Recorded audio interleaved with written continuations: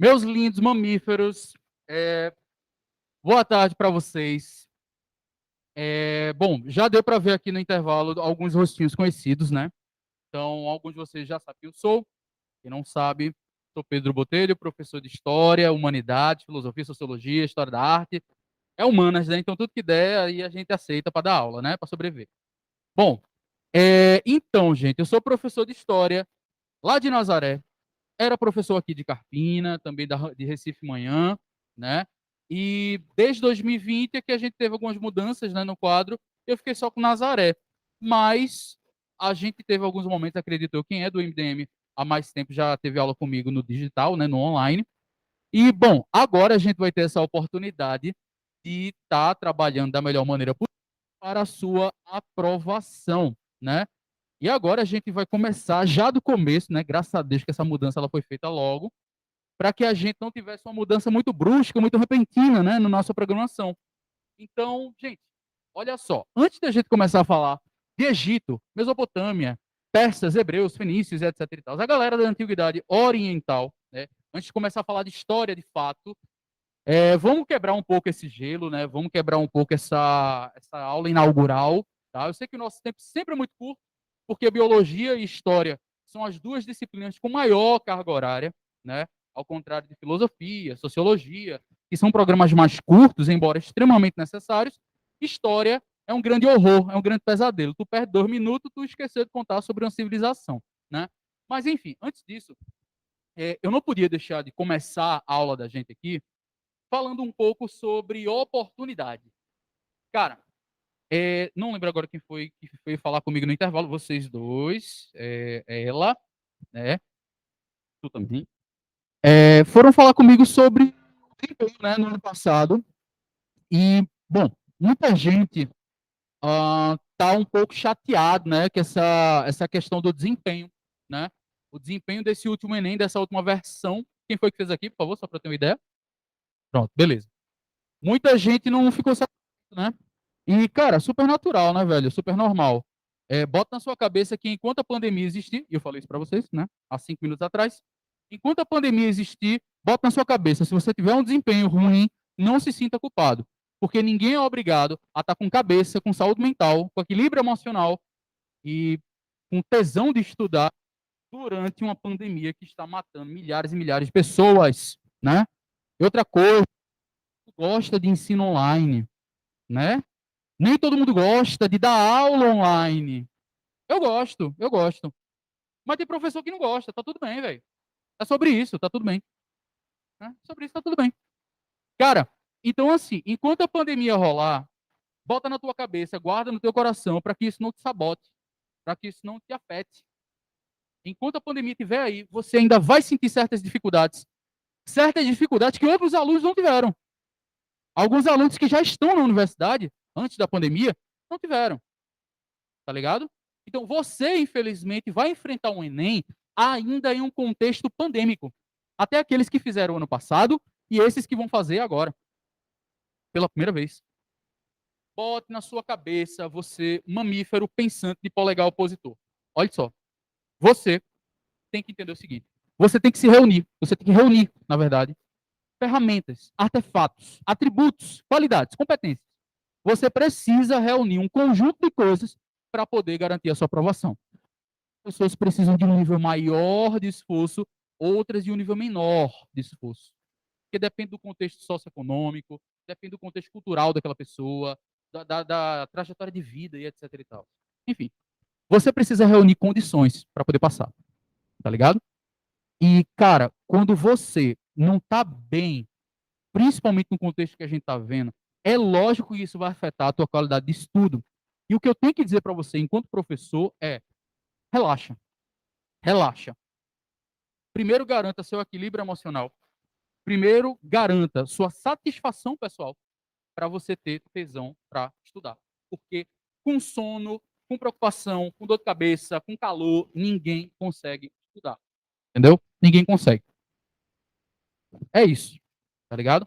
Então, velho, bota na sua cabeça isso. Se você teve um desempenho ruim, se você tá com medo da pandemia, esquece. Vamos tentar encontrar um jeito, um mecanismo para que a gente consiga ter uma base legal, para que a gente consiga ter uma oportunidade legal de ter um desempenho massa. Até porque, pessoal, para a gente fechar essa partezinha, tá? Para também não perder muito tempo, né? Para fechar essa mensagem de boas-vindas, eu acredito que o lema desse ano é: não perca essa oportunidade. Eu acho que o lema das minhas aulas está sendo esse: não perca essa oportunidade. Ô, Pedro, não perca essa oportunidade de quê? Não perca essa oportunidade de estudar mais, de aproveitar o dia, de colocar sua cabeça no lugar, de tentar sonhar mais, de projetar o curso que você quer, seja ele fisioterapia, história, engenharia de pesca, engenharia civil, medicina, tudo faz. Não perca essa oportunidade de estudar, de ser feliz, de se preparar, de aproveitar as aulas de história aqui, mas principalmente, pessoal, diquinha básica, diquinha na real. Tá uma delícia ficar esse barulho aqui. Mas enfim, diquinha básica na oral, sem frescura. As últimas 3 versões do Enem foram 3 versões, 3 provas de ciências humanas, que o nível estava para baixo. Porra, tu achou? Achei. Sério. Um monte de gente achou. Eu não achei, não. Tudo bem, não tem problema. Mas, no geral, assim, as pessoas acharam a prova de ciências humanas com a qualidade mais inferior. A prova do ano passado não caiu um mapa de geografia. Não foi? Ou caiu um só, sei lá, não lembro agora. Não foi? Só um. Um mapa, uma tabela, alguma coisa assim, né? Mano, pelo amor de Deus. No ano passado do Enem, quase não caiu questão de história. E o medo de ser demitido dos cursos. Ninguém precisa mais de história. É quem é igual a limitar minhas cachorras. Deus, né? Bom, gente, no ano passado, quase não caiu o mapa. No ano retrasado, quase não caiu questão de história. Aí, Pedro, ó, se lascou. Aí, gente, as provas de filosofia, as questões de filosofia, diga-se de passagem, foram questões legais, fáceis, teoricamente fáceis. Então, assim, velho, o que eu posso dizer para você é, eu não vou falar de política aqui, não vou me envolver em polêmica hoje não, tá? Não vamos entrar em polêmica hoje. Embora eu adore um buchicho, uma confusão, né? Mas, sem falar de política, as 3 últimas versões do Enem foram provas de ciências humanas abaixo do esperado.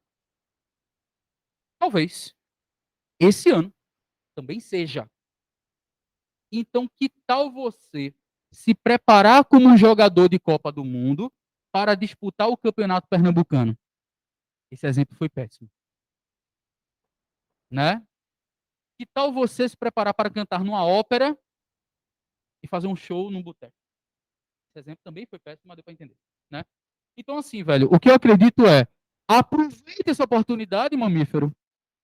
Aproveite sério, aproveita, velho. Porque talvez a gente tenha mais uma vez, Pedro não é mãe de Ná, Pedro não é profeta, né? Eu não sei se vai ser lá as questões. Primeira questão, letra A. Pode marcar. Daqui a mês. Menino, olha, se eu me lembrar disso. Mas é sério, sério. Pedro não é profeta. Você lembra se tiver em dúvida, A. Né? Oi? Adiamento, aprovação, adiar né? Ó, então, assim, é sério, sério. Aproveite essa oportunidade. Aproveite. Porque talvez você pegue uma prova que seja agradável, palatável. Então a gente vai trabalhar aqui história da melhor maneira possível, obviamente, né? Dando toda a base que você precisa para enriquecer a sua redação, para resolver as questões de história ou as questões de ciências humanas no geral. Afinal de contas, é impossível dar aula de história e não falar um pouco sobre geografia, sobre sociologia, sobre filosofia. Próxima semana, por exemplo, gente, é Grécia Antiga. Eu vou falar de filosofia, entendeu? E vice-versa, né? E vice-versa. Mas, enfim, não perca essa oportunidade para você.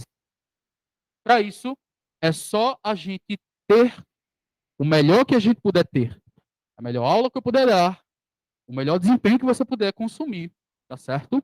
E ter. E de resto, a gente desenrola. Amém? Isso foi péssimo. Amém, né? É isso aí. Bom, pessoal, hoje a gente começa a trabalhar antiguidade oriental. É muito importante. Na verdade, mentira. Isso não é nada de importante, é muito básico, tá? A gente divide a antiguidade, eu começo a ficar meio, assim, meio travado, porque Dar aula com o microfone segurando aqui o piloto é meio complicado. Mas, gente, olha só. Quando a gente fala de antiguidade, o que é que nós estamos falando?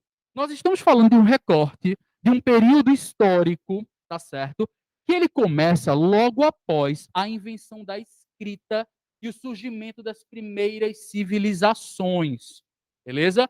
É um recorte histórico muito bem delimitado. A gente sabe que essa periodização da história é um saco, né? Pré-história, antiguidade, idade média, idade moderna e idade contemporânea, a gente sabe que essa divisão é bem problemática, mas a gente ainda usa, ainda usa. E aí eu queria dizer para vocês que quando a gente fala de idade antiga ou antiguidade, a gente está falando de uma era que começa 4.000 anos antes de Cristo, com o surgimento da escrita, mas eu não poderia deixar de citar também o surgimento das primeiras civilizações, tá certo? Das primeiras civilizações, beleza? Que coisa interessante, que coisa profunda, né? Não, isso aqui é tudo muito básico, tá? Tudo muito básico. A Idade Antiga ou Antiguidade começa com a invenção da escrita no finalzinho da pré-história, tá certo? Surge também as primeiras civilizações, que é o que a gente vai estudar também, né, hoje, tá certo? E vai até o início do período medieval. O fim da Idade Antiga é exatamente esse aqui, né? O ano de 476 depois de Cristo. Eu sei que não precisa botar, mas vou botar aqui, ó, DC. 476 depois de Cristo, que é quando o imperador, o jovem imperador Rômulo Augusto, ele é, ó, expulso de Roma por Odoacro, chefe dos Érulos, né, tribo bárbara. Que é aqui, ó, com a queda de Roma, a queda de Roma e o início da cultura germânica, da cultura bárbara, né, ali na Europa. A gente sabe que a história parece que só acontece as coisas na Europa, né? E que a gente aqui é desimportante, né? Mas deixa pra lá. Não vou criticar isso aqui hoje, não. Bom, então eu tenho aqui o início da Idade Antiga e eu tenho aqui o final da Idade Antiga. Oh, que coisa especial? Nem um pouco, isso aqui é muito básico. Mas o que eu quero que vocês foquem é a divisão da antiguidade. Nós dividimos a antiguidade entre antiguidade oriental, né? Agora vocês estão, brincadeira. Antiguidade oriental e a antiguidade ocidental. Por que a gente divide Ocidente e Oriente? Porque são duas matrizes culturais distintas, tá certo? As civilizações orientais estão localizadas no Oriente, na Ásia, no norte da África e assim sucessivamente, e a antiguidade ocidental na Europa, né, nas Américas, mas deixa a antiguidade ocidental na América não, né, mas deixa eu falar. Enfim, essa parte ocidental do mundo, né, ela é influenciada por Grécia e Roma. A parte oriental, influenciada por esses povos que nós vamos ver hoje, Egito, Mesopotâmia, Persas e assim vai. Deu para entender? Então você divide o mundo em basicamente duas culturas, a cultura ocidental, a cultura oriental. E a antiguidade, a Idade Antiga, também sofre essa divisão, beleza? Primeiro, a gente estuda Egito, Mesopotâmia, persas, hebreus e fenícios, e depois a gente estuda a antiguidade ocidental. Eu não preciso nem dizer que é só você analisar direitinho as versões anteriores do Enem. Mas a prova do Enem gosta de cobrar mais antiguidade ocidental do que antiguidade oriental. O que costuma cair do que a gente vai ver aqui hoje é a questão da teocracia, da tecnologia de irrigação, da agricultura de irrigação e a cultura egípcia e mesopotâmica no geral. Porque de resto, a galera gosta de cobrar o quê? Democracia, filosofia grega, cultura romana, política romana e assim sucessivamente.